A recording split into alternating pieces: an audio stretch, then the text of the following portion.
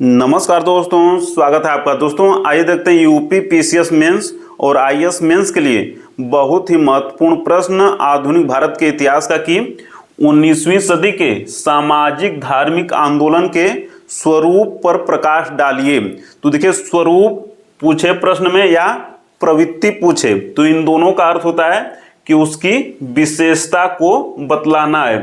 तो इसमें केवल एक लाइन को भूमिका लिखेंगे कि 19वीं सदी के सामाजिक धार्मिक आंदोलन के स्वरूप को निम्नलिखित बिंदुओं के माध्यम से समझा जा सकता है। और इसमें टोटल 10 बिंदु हैं, 10 पॉइंट है।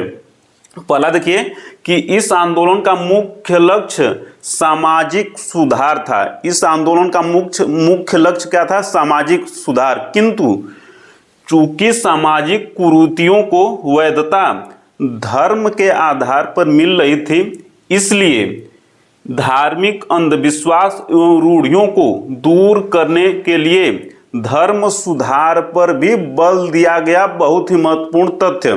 दूसरा देखिए कि इस आंदोलन में पश्चिमी सभ्यता एवं संस्कृति का अंधानुकरण नहीं किया गया, बल्कि पश्चिमी सभ्यता और संस्कृति के केवल उदात्त मूल्यों को स्वीकार किया गया, जैसे कि तार्किकता, बौद्धिकता, वैज्ञानिकता और मानववाद को स्वीकार किया गया।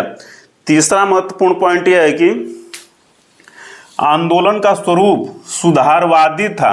आंदोलन का स्वरूप क्या था? सुधारवादी, न कि क्रांतिकारी। क्रांतिकारी का अर्थ होता है कि एकदम से व्यापक परिवर्तन, जबकि ये जो 19वीं सदी का सामाजिक धार्मिक आंदोलन चला तो इसका स्वरूप क्या था? सुधारवादी था, अर्थात धीरे धीरे क्रमिक परिवर्तन। अर्थात धर्म का विरोध नहीं किया गया, इसमें धर्म का विरोध नहीं किया गया, बहुत ही महत्वपूर्ण पॉइंट, बल्कि धर्म में जो व्याप्त कुरीतियां थी केवल उन कुरीतियों का ही विरोध किया गया। चौथा पॉइंट देखिए कि 15वीं 16वीं सदी के सुधार आंदोलन से यह आंदोलन इस अर्थ में भिन्न था कि इस आंदोलन के नेताओं ने कुरीतियों को दूर करने के लिए सरकार से कानून बनाने की मांग की। इसी संदर्भ में हम लोग देखते हैं कि राजा राम मोहन राय के सक्रिय प्रयास से सती प्रथा पर प्रतिबंध लगा, फिर बाद में सरकार ने शिशु हत्या पर प्रतिबंध लगाया इत्यादि। पांचवा देखिए कि शिक्षा व्यवस्था में सुधार। इस शिक्षा व्यवस्था में सुधार पर विशेष बल दिया गया। शिक्षा व्यवस्था में सुधार पर विशेष बल दिया गया, पांचवा पॉइंट। और उसमें भी विशेषकर स्त्री शिक्षा पर मुख्य बल था। और इसमें स्वामी विवेकानंद जी, स्वामी दयानंद सरस्वती जी, राजा राम मोहन राय जी, ईश्वर चंद्र विद्यासागर इत्यादि महान नेताओं ने महान कार्य किया।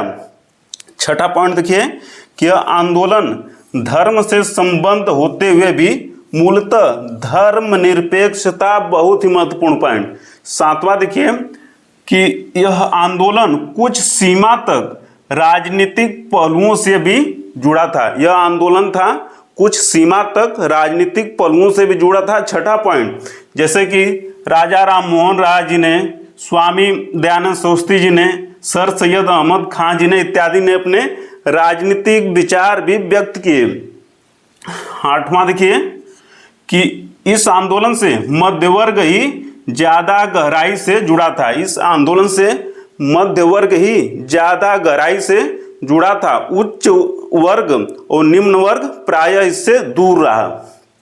नवा देखिए कि इस आंदोलन का स्वरूप लोकतांत्रिक था। स्वतंत्रता, समानता, न्याय एवं बंधुत्व पर विशेष बल दिया गया। 10वां देखिए कि राष्ट्रीयता के उद्भव एवं विकास में भी इस आंदोलन ने महत्वपूर्ण भूमिका का निर्वहन किया।